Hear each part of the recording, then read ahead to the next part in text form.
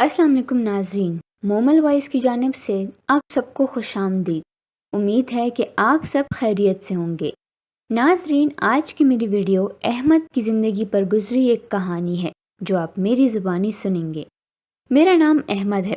میں اپنے والدین کا اکلوتا بیٹا ہوں۔ بچپن سے ہی ماں باپ سے بہت پیار ملا، مگر ماں کا پیار شاید قسمت میں بہت کم عرصے کے لیے لکھا گیا تھا۔ جب 19 سال کا ہوا تو کینسر جیسا مہلک مرض میری خوشیوں کو کھا گیا اور میری ماں کو مجھ سے دور کر دیا۔ اب گھر میں صرف میں اور میرے ابو رہ گئے ہیں اور ہم دونوں ہی ایک دوسرے کا سہارا ہیں۔ میں بچپن سے ہی امی کے ساتھ کام میں ہاتھ بٹایا کرتا تھا۔ ان کی کوئی بیٹی نہیں تھی نا، تو میں ہی ان کے لیے ان کی بیٹی اور ان کا بیٹا تھا۔ اب بھی گھر کے سارے کام میں ہی کرتا تھا، گھر کی صفائی کرنا، کھانا بنانا اور ابو کا خیال رکھنا۔ وقت ایسے ہی گزر رہا تھا، پھر رشتہ داروں نے ابو کو مشورہ دینا شروع کر دیا کہ آپ دوسری شادی کیوں نہیں کر لیتے، ابھی تو زندگی پڑی ہے، کب تک ایسے اکیلے رہیں گے۔ ابو کو بھی اس میں کوئی مضاحکہ نہیں لگا اور انہوں نے بھی اس نصیحت پر عمل کر ہی لیا۔ مجھے اس بات سے بھی کوئی مسئلہ نہیں تھا، میں اپنے ابو سے بہت محبت کرتا ہوں، میں بھی چاہتا تھا کہ وہ خوش رہیں۔ ابو شادی کر کے میری سوتیلی ماں کو گھر لے آئے۔ وہ میری ہی ہم عمر تھی۔ شاید مجھے بس اسی ایک بات سے مسئلہ تھا، کیونکہ ابو کی عمر کافی زیادہ تھی اور وہ محض 19 سال کی، جس وجہ سے ان کے اندر ایک بچپنا تھا۔ میں ان سے زیادہ بات نہیں کرتا تھا، بس گھر میں کسی سامان کی ضرورت ہو تو ان سے پوچھ لیا کرتا تھا۔ کام تو خیر وہ بس نام کا ہی کرتی تھی، ابھی بھی زیادہ تر کام مجھے ہی دیکھنے پڑتے تھے۔ ایک دن میں گھر میں داخل ہوا تو کیا دیکھتا ہوں کہ میری سوتیلی ماں صحن میں گانے لگا کر ناچ رہی ہے۔ مجھے یہ دیکھ کر حیرانی ہوئی اور غصہ بھی آیا۔ میں نے فوراً جا کر اسپیکر بند کر دیا اور کہا، آپ کو شرم نہیں آتی ایسے رقص کرتے ہوئے؟ تو آگے سے ڈھٹائی پر آ گئی اور کہنے لگی، مجھے کیوں شرم آئے گی؟ میں کس سے شرماؤں؟ تمہارا باپ میرا شوہر ہے اور تم میرے بیٹے۔ میں نے بولا، ہمارا لحاظ کرنا بھی آپ پر بنتا ہے۔ تو وہ غصہ ہو کر مجھ پر چلانے لگی۔ اتنے میں ابو بھی گھر آ گئے۔ شور سن کر پوچھنے لگے، کیا معاملہ ہے؟ سوتیلی امی کہنے لگی، اپنے بیٹے کو سمجھا دو، میرے معاملات میں دخل نہ دے۔ ابو نے میری طرف دیکھا اور بنا مجھ سے کچھ پوچھے مجھے سوتیلی امی سے معافی مانگنے کو کہا۔ میں نے بھی بات نہ بڑھائی اور معافی مانگ کر اپنے کمرے میں آ گیا۔ اس دن میرے دل میں ان کے لیے جو عزت تھی وہ ختم ہو گئی تھی۔ خیر، وقت گزرتا رہا، میں نے ان سے بات کرنا بالکل چھوڑ دیا تھا۔ ایک دن الماری سے کپڑے نکالتے وقت غور کیا کہ میری نیلی شرٹ تو الماری میں موجود ہی نہیں ہے۔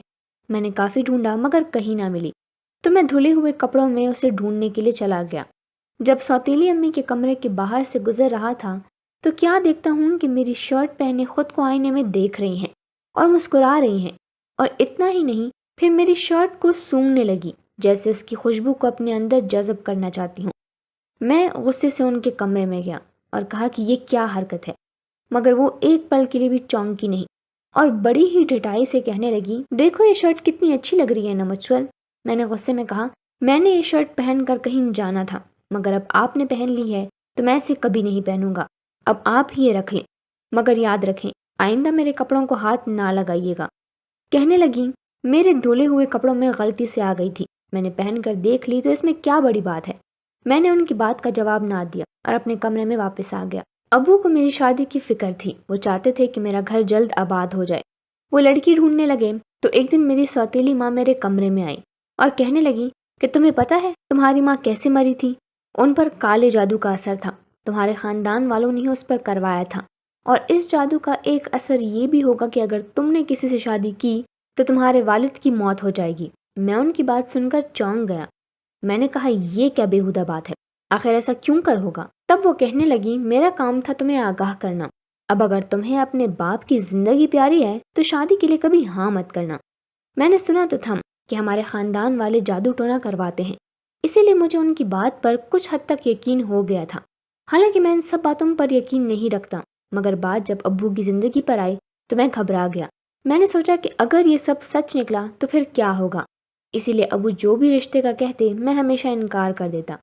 ایک دن میں اپنے کمرے میں لیٹا ہوا تھا کہ اچانک سوتیلی امی کے چلانے کی آواز آئی۔ باہر جا کر دیکھا تو وہ زمین پر بیٹھی اپنا پاؤں پکڑے فریاد کر رہی تھی۔ ابو پاس آئے تو کہنے لگی، پاؤں میں موچ آئی ہے۔ ابو نے انہیں اٹھانے میں مدد کی تو کہنے لگی، پاؤں بہت دکھ رہا ہے، اٹھ نہیں پاؤں گی، احمد سے کہو مجھے اٹھا دے، تم تو مجھے اٹھانے سے رہے۔ میں سمجھ گیا تھا کہ یہ سب ڈرامہ ہے، اس لیے میں نے کہا، ابو میں کیسے اٹھا لوں؟ تو ابو نے کہا، کیا مطلب کیسے؟ تمہاری ماں تکلیف میں ہے، اور ویسے بھی بیمار کا کوئی پردہ نہیں ہوتا، اپنی ماں کی مدد کرو۔ اور نہ چاہتے ہوئے بھی مجھے انہیں اٹھانا پڑا۔ جیسے ہی وہ میرے قریب آئیں تو کہنے لگی، آخر کب تک مجھ سے بچتے رہو گے؟ ایک نہ ایک دن تو میرے پاس ہی آنا ہے۔ ان کی یہ سب باتیں مجھے زہر لگ رہی تھیں، مجھے ان سے نفرت ہونے لگی تھی۔ اب تو میں پوری طرح ان کے ارادے سمجھ گیا تھا، اسی لیے ان کے ساتھ ایک چھت کے نیچے رہنا مشکل تھا۔ میں نے دوسرے شہر میں اپنے لیے جاب ڈھونڈنا شروع کر دیا۔ 1 مہینے میں مجھے جاب مل گئی، جس کے بعد میں وہیں پر شفٹ ہو گیا۔ وہیں آفس میں ایک لڑکی صوبیہ مجھے بہت پسند تھی، تو میں نے اسے شادی کا پوچھ لیا۔ وہ بھی مان گئی تھی، تو ہم نے شادی کرنے کا سوچا۔ لیکن کہیں نہ کہیں آج بھی مجھے اپنی سوتیلی ماں کی بات کھٹکتی تھی، اس لیے میں نے صوبیہ کو کہا کہ ہم شادی کو کچھ عرصے تک سب کے سامنے نہیں لائیں گے۔ صوبیہ اس کے لیے راضی تھی اور پھر ہماری شادی ہو گئی۔ شادی کو 1 مہینہ گزر چکا تھا، مگر ابو بالکل ٹھیک تھے، انہیں کچھ نہیں ہوا تھا۔ تب میں سمجھ گیا تھا کہ یہ سب میری سوتیلی ماں کی ہی چال ہے، اسی لیے میں نے ابو کو کال کر کے سب کچھ بتا دیا۔ ابو ہماری شادی سے خوش تھے، انہیں کوئی مسئلہ نہیں تھا۔ انہوں نے بہو سے ملنے کے لیے ہمیں گھر بلایا۔ اگلی صبح ہم گھر پہنچنے ہی والے تھے کہ مجھے سوتیلی ماں کا فون آیا کہ تمہارے ابو ہاسپٹل میں ہیں۔ میں نے کہا تھا نا تمہیں کہ شادی مت کرنا، دیکھو سیڑھیوں سے گر گئے اور اب موت کے منہ میں ہیں۔ مگر تمہیں تو اپنی خواہشات پوری کرنی تھی نا، ایک بار بھی اپنے باپ کا نہ سوچا۔ میں بہت پریشان ہو گیا کہ میری وجہ سے میرے ابو کی یہ حالت ہے۔ میں ہاسپٹل پہنچا تو ڈاکٹرز نے بتایا کہ ان کی حالت سنگین ہے، کچھ کہا نہیں جا سکتا۔ میں جب بینچ پر بیٹھا ڈاکٹر کے آنے کا انتظار کر رہا تھا، تب ہماری ملازمہ میرے پاس آئیں، کہنے لگی، بیٹا تمہیں ایک بات بتانی ہے، تمہارے ابو خود سیڑھیوں سے نہیں گرے تھے، تمہاری سوتیلی ماں نے انہیں دھکا دیا تھا۔ میں نے یہ خود اپنی آنکھوں سے دیکھا ہے۔ یہ سن کر میرے غصے کی کوئی انتہا نہ تھی۔ مطلب یہ سب واقعی جھوٹ تھا؟ میں نے ان کا جھوٹ ان کے سامنے رکھا تو کہنے لگی، میں تم سے پیار کرنے لگی تھی، تم سے شادی کرنا چاہتی تھی، مگر تم نے میری محبت کو سمجھا ہی نہیں۔ میں نے کہا تم جیسی عورتیں محبت کے لائق نہیں ہوتی۔ ابو کی طبیعت کچھ سنبھلی تو میں نے ان کا بہت خیال رکھا۔ ان کے تھوڑا بہتر ہونے پر میں نے انہیں ساری بات بتا دی اور ابو نے فوراً اسے طلاق دے دی اور مجھے بھی اپنے پاس بلوا لیا۔ میں نے اور صوبیہ نے ابو کی دن رات خدمت کی اور وہ جلد ہی ٹھیک ہو گئے اور سب کچھ اب ٹھیک ہے۔ انسان کی بدکاریوں سے کبھی بھی خوشی نہیں دے سکتی۔ میری سوتیلی ماں شادی شدہ ہونے کے باوجود مجھ پر نظریں جمائی ہوئی تھی، جس کا صلہ یہ ملا کہ نہ گھر کی رہیں نہ گھاٹ کی۔ امید ہے کہ آپ کو ہماری کہانی پسند آئی ہوگی۔ اگر ہاں تو پھر لائک اور سبسکرائب کرنا نہ بھولیں۔ شکریہ۔